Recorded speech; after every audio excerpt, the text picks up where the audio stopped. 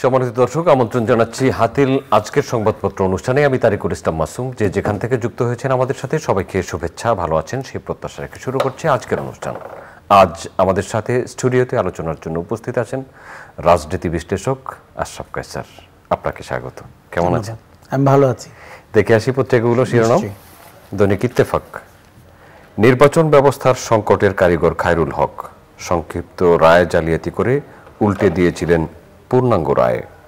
অন্তর্বর্তী সরকারে আরও 4 উপদেষ্টা, সাখাওয়াতকে বস্ত্রে দিয়ে জাহাঙ্গীরের হাতে স্বরাষ্ট্র, ওয়াহিদুদ্দিন মাহমুদ পরিকল্পনা ও শিক্ষা, আইসিটির সঙ্গে তথ্যের ভারও নাহিদের কাঁধে। ফোন আলাপ, বাংলাদেশের হিন্দুদের সুরক্ষার আশ্বাস প্রধান উপদেষ্টার, ইউনূসের নেতৃত্বে জনগণের জন্য কল্যাণ বয়ে আনবে মোদি। রাজনৈতিক দল গঠনের পরিকল্পনা শিক্ষার্থীদের, আওয়ামী লীগ তার ফল ভোগ করেছে, সার্জিস আলম, ইতিহাসে যাদের অবদান অনস্বীকার্য তাদের প্রাপ্য সম্মান দিতে হবে। সরবরাহ স্বাভাবিক তবু চড়া চাল, সিন্ডিকেট ভাঙার তাগিদ। বগুড়ায় শেখ হাসিনা কাদের সহ 101 জনের বিরুদ্ধে হত্যা মামলা।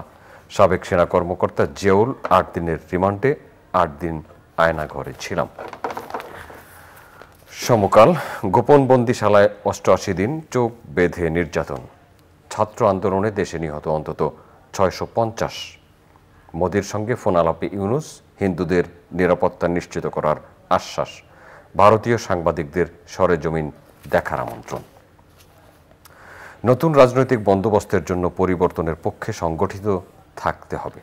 ধন্যবাদ জানিয়ে শিক্ষার্থীদের ক্লাসে ফেরার অনুরোধ। সাখাওয়াতকে সরিয়ে স্বরাষ্ট্রের দায়িত্বে জাহাঙ্গীর আলম, সাবেক সেনা কর্মকর্তা জিয়াউল 8 দিনের রিমান্ডে। মানবজমিন, উপদেষ্টাদের দায়িত্ব পুনর্বণ্টন, সাবেক সেনা কর্মকর্তা জিয়াউল হাসান রিমান্ডে। নজরদারির হোতা, গুম খুনের বিস্তর অভিযোগ। ইমনকে বাঁচাতে মায়ের আকুতি। কুমিল্লায় মাফিয়া শাসন, মানবাধিকার লঙ্ঘন করেছে আইন শৃঙ্খলা বাহিনী।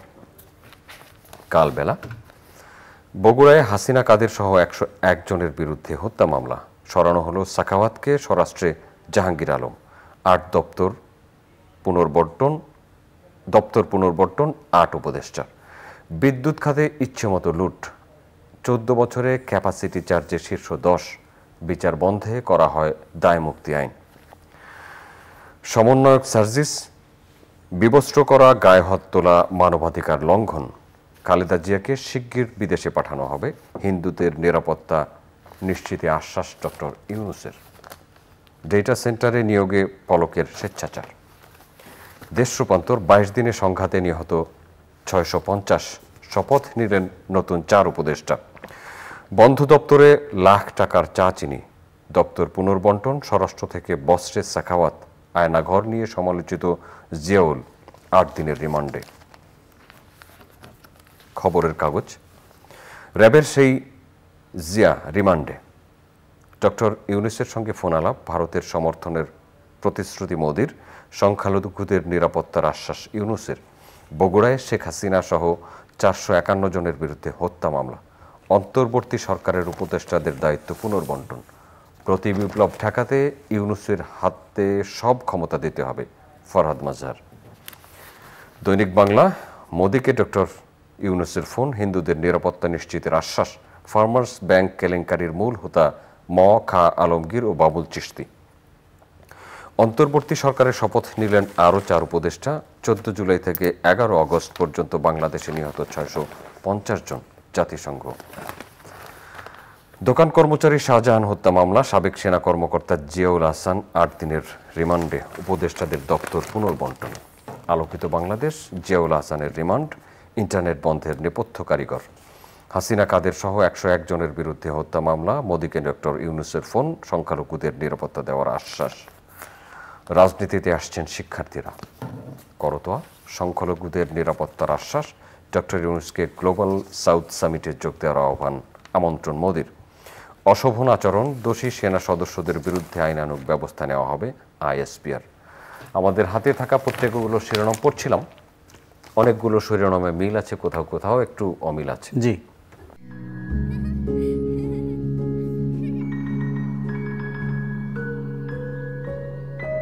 প্রতিদিন এমন ছোট ছোট মুহূর্তগুলো তৈরি করে জীবনের গল্প। Hatil, Live and relive. মোট কথা সবচেয়ে বড় যে শিরোনামটি হয়েছে উপদেষ্টাদের দায়িত্ব পুনর্বন্টন, 4 জন নতুন উপদেষ্টা যুক্ত হয়েছেন অন্তর্বর্তী সরকারে। এখান থেকে শুরু করতে পারি নিশ্চয়ই। প্রথম কথা, আজকে নতুন 4 জন উপদেষ্টা শপথ নিয়েছেন এবং আমার বলতে খুব ভালো লাগছে যে আমাদের বরেণ্য অর্থনীতিবিদ ওয়াহিদুদ্দিন মাহমুদ আজ শপথ নিয়েছেন উপদেষ্টা হিসেবে। আমরা যেহেতু অর্থনীতির একটি বিধ্বস্ত অবস্থায় দাঁড়িয়ে আছি, আমার মনে হয়েছে যেরকম একজন মানুষ পরিকল্পনা মন্ত্রণালয়ের দায়িত্ব পেলে বাংলাদেশের জন্য সামনে যে চ্যালেঞ্জ রয়েছে সেটি মোকাবেলা করতে অনেক সহজ হবে। দ্বিতীয় যেটি হয়েছে যে আপনি জানেন যে ব্রিগেডিয়ার শাখাওয়াতের কাছ থেকে স্বরাষ্ট্র সরিয়ে নেওয়া হয়েছে। এটি খুব জরুরি ছিল, এই বার্তাটি যাওয়া জরুরি ছিল যে অতিকথন অথবা অপ্রয়োজনীয় কথা অথবা বাড়তি কথা বলে সরকারের ইমেজ যাতে কেউ নষ্ট করতে না পারে এবং রাজনৈতিক বা সামাজিক স্থিতিশীলতা যাতে ব্যাঘাত না ঘটে, সেটির জন্য ব্রিগেডিয়ার শাখাওয়াতের গত 2-3 দিন আগের যে বক্তব্য, যেটিতে উনি মাত্র 7 দিন আগে পালিয়ে যাওয়া শেখ হাসিনার ব্যাপারে তার শ্রদ্ধার কথা জানিয়েছেন, তাদের রাজনীতি করার অধিকারের কথা জানিয়েছেন এবং কি করে দল পুনর্গঠন করতে হবে তিনি বলেছেন এবং তিনি এও বলেছেন যে রাজনীতির জন্য তারা গাইডলাইন করছেন। আমি যতটুকু জানি এই 4টি তথ্যের একটিও উপদেষ্টা মণ্ডলী দ্বারা সিদ্ধান্ত হয়নি যে এমন করে এই সরকার কথা বলবে। যেই সরকার বা সরকার প্রধান 7 দিন আগে পালিয়ে গেছেন দেশ থেকে, তার আপনার অপরাধের পুঙ্খানুপুঙ্খ তদন্ত করা হবে, বিচার করা হবে, শাস্তির ব্যবস্থা করা হবে। সেই শাস্তির পরে তারা রাজনীতি করতে পারবেন কি না, তারা নির্বাচন করতে পারবেন কি না, তারা দল গোছাবেন কি করে, এটি সম্পূর্ণ তাদের বিষয়। এখন স্বরাষ্ট্রের দায়িত্বে যে উপদেষ্টা থাকেন তিনি যদি এভাবে কথা বলেন তাহলে এক ধরনের ভিন্ন সিগন্যাল যায়। তাহলে আমরা বুঝতে পারি যে তারা আসলে যতটা কঠোরভাবে পরিস্থিতি মোকাবেলা করবেন বলে আপনার বৈষম্য বিরোধী ছাত্র আন্দোলন অথবা ছাত্র জনতার গণ অভ্যুত্থান, যেমন করে লক্ষ লক্ষ মানুষ রাস্তায় নেমে এসেছিল এবং যেই ভয়ে শেখ হাসিনা পালিয়ে গেছেন, সেটির যে মর্মবাণী সেটি উপলব্ধি করতে ব্রিগেডিয়ার শাখাওয়াত ব্যর্থ হয়েছেন। আরও একটা কথা হচ্ছে যে ওনাকে আমরা দেখেছি সবচেয়ে বেশি অপ্রয়োজনীয় কথা বলতে, যেটি তার হয়তো এখতিয়ার নেই, যেটি তার সাবজেক্ট ম্যাটার হওয়া উচিত না এই মুহূর্তে। সেই জন্য আমার মনে হচ্ছে যে আজকের মন্ত্রিসভার রদবদলে ওয়াহিদুদ্দিন মাহমুদের অন্তর্ভুক্তি, ব্রিগেডিয়ার শাখাওয়াতের কাছ থেকে দায়িত্ব অন্য জাহাঙ্গীর আলম চৌধুরীর কাছে হ্যান্ড ওভার করা। আরেকটা জিনিস হচ্ছে যে আপনি জানেন যে প্রধান উপদেষ্টার হাতে 27 থেকে 26টি মন্ত্রণালয় ছিল, অতএব কোনো কোনো উপদেষ্টাকে একাধিক মন্ত্রণালয় দেওয়া হয়েছে, যেমন করে আসিফ নজরুলকে দেওয়া হয়েছে, রিজওয়ানা হাসানকে দেওয়া হয়েছে। আমরা আশা করব যে সরকারটি এখন হয়তো আরও গতি পাবে, আরও গুণগত মানে ভালো করবে এবং আপনি জানেন যে এমন একটি পরিস্থিতিতে তারা দায়িত্ব নিয়েছে, অর্থনীতি, রাজনীতি, প্রতিষ্ঠানগুলো ধ্বংসস্তূপে দাঁড়িয়ে আছে। আমরা প্রকৃত চিত্র পেতে চাই এবং আমরা চাই সরকার যেন দ্রুত গতিতে জনগণের প্রত্যাশা অনুযায়ী কাজ করতে পারে। সেই ক্ষেত্রে এই রদবদল আমার মনে হয় গতি আনবে এবং অতিকথনের কারণে একজনের শাস্তি হওয়াতে, আমি শাস্তিই বলতে চাই, শাস্তি হওয়াতে অন্যরা হয়তো সামলে নেবেন, তারা হয়তো ওই ভাষায় কথা বলবেন না, অপ্রয়োজনীয় কথা বলবেন না। দেখুন আমাদের দেশে একটা সমস্যা হচ্ছে, চেয়ার পেয়ে গেলে, অনেক মাইক্রোফোন সামনে থাকলে অনেক কথা বলতে ইচ্ছা করে। এগুলো তারা ঘরের ভেতরে প্র্যাকটিস করলে ভালো হবে এবং সামনে এসে আমাদেরকে বিভ্রান্ত না করলে ভালো হবে। ওয়াহিদুদ্দিন মাহমুদের কথা বলছিলেন শুরুতেই, তাকে শিক্ষা মন্ত্রণালয়ের দায়িত্বও দেওয়া হয়েছে। শিক্ষা মন্ত্রণালয় এবং শিক্ষা ব্যবস্থা নিয়ে কিন্তু অভিভাবকদের মধ্যে এক ধরনের চরম উৎকণ্ঠা আছে। শিক্ষা ব্যবস্থা, সিলেবাস পরিবর্তন করা হয়েছে, শিক্ষা ব্যবস্থার মধ্যে নতুন নতুন কিছু অন্তর্ভুক্ত করা হয়েছে। আমি যতদূর জানি যে অভিভাবকের মধ্যে, বিশেষ করে মাধ্যমিক স্তরের শিক্ষার্থীদের অভিভাবকদের মধ্যে চরম উৎকণ্ঠা। গত সরকারটির দুর্নীতিগ্রস্ত, বিভ্রান্ত এবং অব্যবস্থাপনার এবং চমক দেখানোর যে কয়েকটি এরিয়া আমরা দেখেছি, তার মধ্যে শিক্ষা অন্যতম। এবং একটি জাতিকে আপনি জানেন ধ্বংস করতে হলে তার শিক্ষা ব্যবস্থাকে ধ্বংস করা জরুরি এবং সেই জায়গাটি গত সরকার করেছে। দীপুমণি বলে যে ভদ্রমহিলা, আমি জানি না উনি কতটা যোগ্যতা রাখেন। আমরা শুনেছিলাম যে উনি একসময় শেখ হাসিনা অন্তরীণ অবস্থায় তাকে পেঁপে খাওয়াতেন, এই কারণে উনি মন্ত্রী হয়েছিলেন। তো এই সব লোকের যদি মন্ত্রী হয় এবং তারা যদি দিনের পর দিন, বছরের পর বছর শিক্ষা মন্ত্রণালয়ের মতো বা পররাষ্ট্র মন্ত্রণালয়ের মতো গুরুত্বপূর্ণ মন্ত্রণালয়ে থাকেন, আমাদের শিক্ষা ব্যবস্থার মূল সমস্যা হচ্ছে, আপনি দেখুন যে অনেকগুলো মাধ্যম রয়েছে এবং এই যে ইংরেজি মাধ্যম বলি, বাংলা মাধ্যম বলি, আরবি মাধ্যম বলি, কওমি মাদ্রাসা বলি, একটা ছোট্ট জাতির অন্যান্য কিন্তু ইউনিফর্মিটি আছে, কিন্তু শিক্ষা ব্যবস্থায় বৈষম্যটি আমার মনে হয়েছে অনেক মৌলিক এবং অনেক দিন ধরে আটকে আছে। তার সঙ্গে যুক্ত হয়েছে যে আপনি যে মানে কারিকুলামের কথা বলছেন, কি অন্তর্ভুক্ত হবে কি অন্তর্ভুক্ত হবে না। এখন কোনো একটি ধর্মীয় গোষ্ঠী যদি আপনাকে কারিকুলাম পরিবর্তনের কথা বলেন, সরকার সেদিকে ঝুঁকে যাচ্ছে। কেননা সরকারটির একটি ভয় ছিল যে ধর্মীয় গোষ্ঠীরা যদি তাদের সাথে না থাকে বিরোধী দলের সাথে চলে যাবে। আচ্ছা, সেটি করতে গিয়ে আপনি আমাদের ইতিহাস, ঐতিহ্য, কালচার এবং আমাদের ভবিষ্যৎকে যেভাবে গুলিয়ে ফেলছিলেন, আমরা তাদেরকে দেখিনি পরিষ্কার কোনো নির্দেশনা দিতে এই ক্ষেত্রে। তৃতীয় যেটি হচ্ছে, যেটি আমার মনে হয়েছে অপরাধের পর্যায়ে পড়ে, সেটি হচ্ছে যে আপনি গুণগত মানে পাশের হার আপনি ম্যানুপুলেট করেছেন কিনা, নাকি আপনি সবাইকে ভালো মার্কস দেখিয়ে একভাবে শান্ত রাখার চেষ্টা করেছেন। বাস্তবে কিন্তু গুণগত মান শিক্ষার অবস্থা খুব খারাপ। আপনি যদি বিশ্ববিদ্যালয় পড়ুয়া, বিশ্ববিদ্যালয় থেকে বের হওয়া কোনো স্টুডেন্টের সাথে কথা বলেন, তার মৌলিক শিক্ষার কোয়ালিটি কি, তাকে দেশের ভিতরে জব মার্কেটের জন্য আপনি প্লেস করতে পারছেন কিনা, বিদেশে তো দূরের কথা। আমি যতটুকু জানি যে ইন্টারনেটের কারণে আমাদের স্টুডেন্টরা নিজেদের যোগ্যতায় ফ্রিল্যান্সিং করেছেন, আউটসোর্সিংয়ের কাজ করেছেন, এইভাবে কিন্তু আমাদের এক ধরনের জীবিকা নির্বাহ হয়েছে। আইএলওর তথ্য মতে আমাদের এখানে আপনার ধরেন পড়াশোনাও নাই, ট্রেনিংয়েও নাই, চাকুরিতেও নাই, এরকম একটি ভয়াবহ নাম্বার তৈরি হয়েছে এবং 1.5 থেকে 2.25 কোটি স্টুডেন্ট বা বেকার রয়েছে, শিক্ষিত বেকার। শিক্ষা ব্যবস্থাটির মধ্যে আমরা তেমন কোনো দর্শন দেখি না এবং কাজের জায়গার সাথে তার যে সম্পর্ক তৈরি করা অথবা প্র্যাকটিক্যাল ফিল্ড থেকে ইনপুট নিয়ে শিক্ষা ব্যবস্থাকে, বিশেষ করে উচ্চশিক্ষাকে দাঁড় করানো অথবা ভোকেশনাল ট্রেনিংকে বিশ্বের বাজারের জন্য তৈরি করা, এই যে গুরুত্বপূর্ণ কথাবার্তাগুলো আমরা বিগত সরকারের কোনো সময়ই এটি দেখিনি।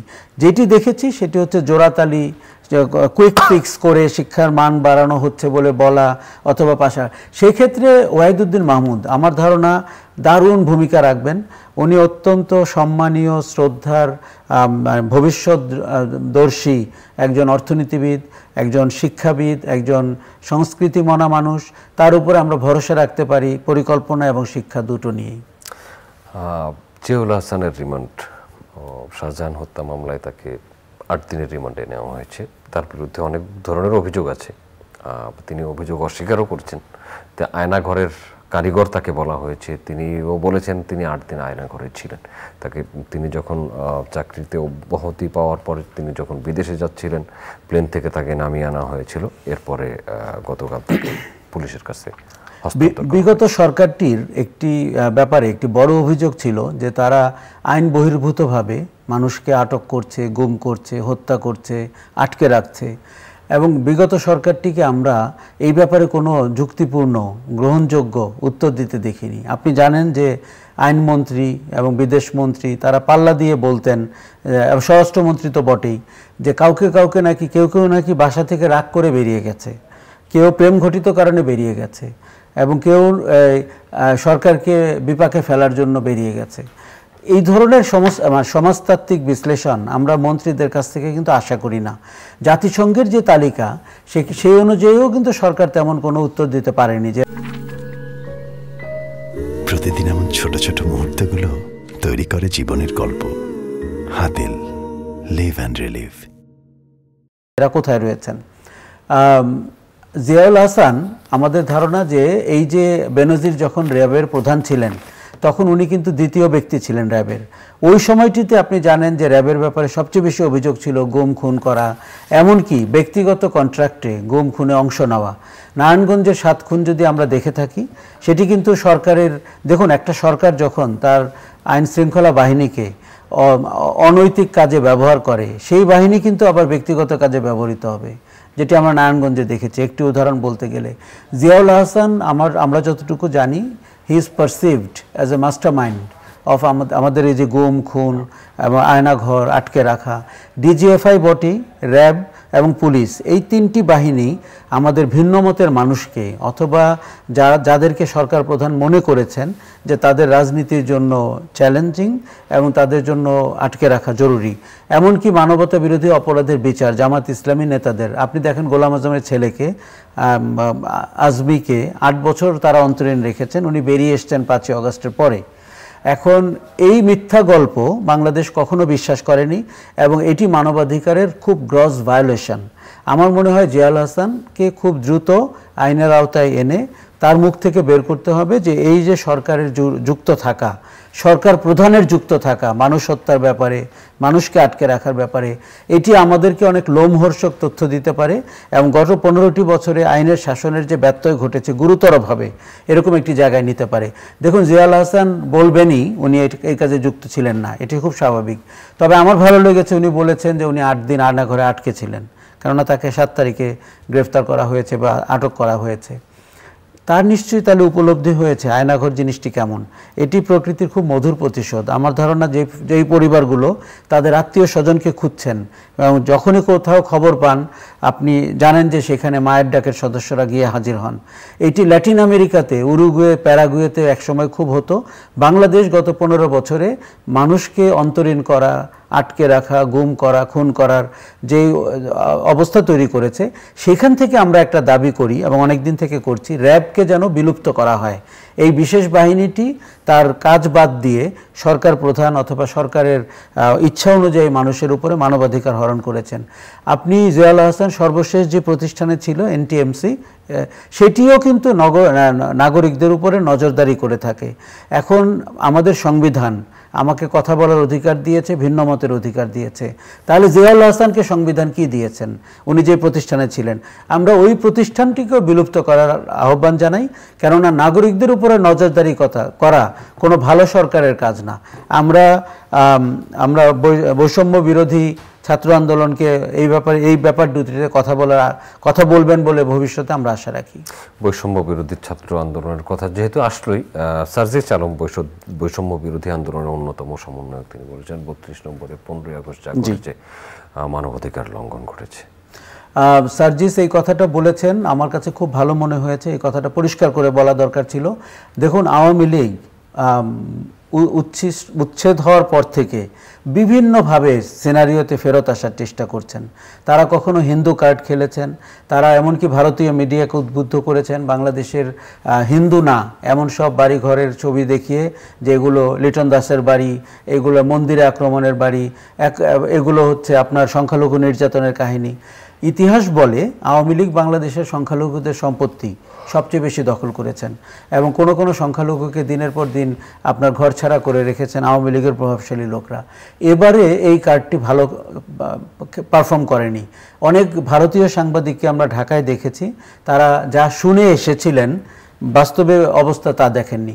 আপনি যদি দেখেন যে রিটালিয়েশনের দিক থেকে এবারের পালা বদলে কিন্তু এমন কোনো ঘটনা ঘটেনি যে শয়ে শয়ে লাশ পড়ে গেছে, যেটি আওয়ামী লীগ নেতারা নিজেরাই বলছিলেন যে তারা ক্ষমতা ছাড়লে তাদেরকে কচুকাটা করা হবে।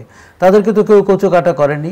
তারা বড়জোর ক্যান্টনমেন্টে আশ্রয় নিয়েছেন এবং লাইফ জ্যাকেট পরে বুড়িগঙ্গার তীরে ধরা পড়ছেন। এই তো কচুকাটাটা কোথায় হলো? তার মানে আওয়ামী লীগের এই কচুকাটা ফিলসফিটা ওইভাবে কাজ করেনি। দ্বিতীয়, আওয়ামী লীগ চায় এই পালা বদলে ভারত যেন একটি ভূমিকা অবতীর্ণ হয়। আপনি জানেন যে জয় বারবার বলছেন ভারত যেন নিশ্চিত করে 90 ডেজের মধ্যে ইলেকশন হবে।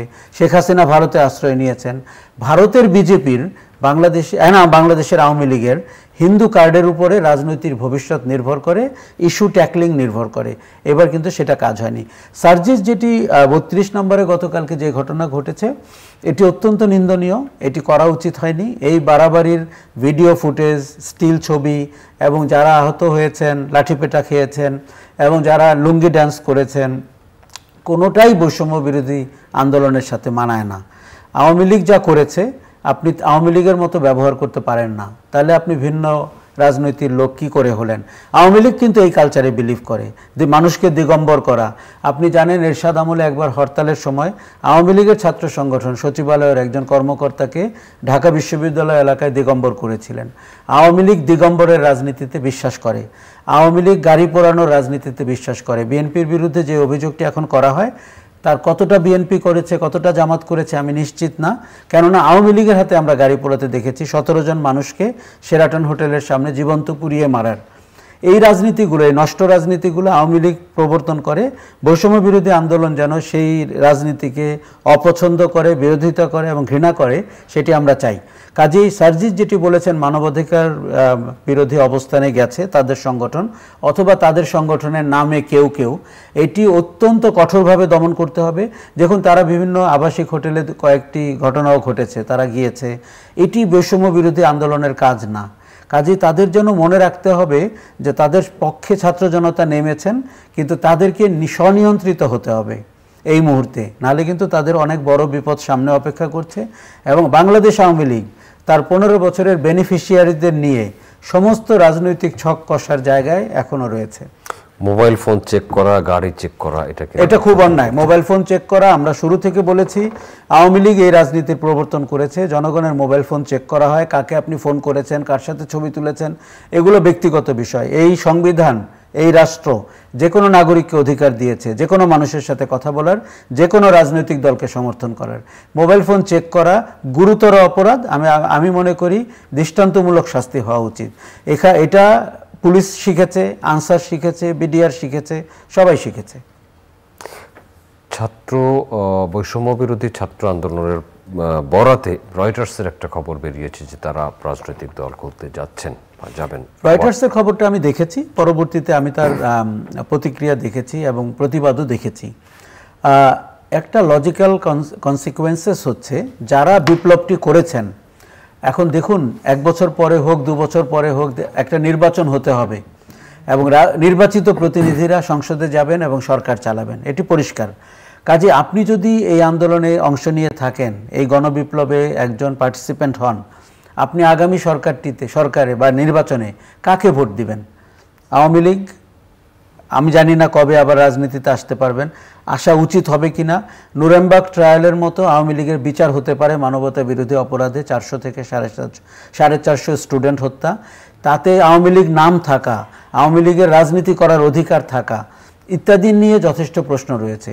বাকি রইল বিএনপি, জামাত, হেফাজত, ইসলামী শাসনতন্ত্র আন্দোলন, মোটা দাগে।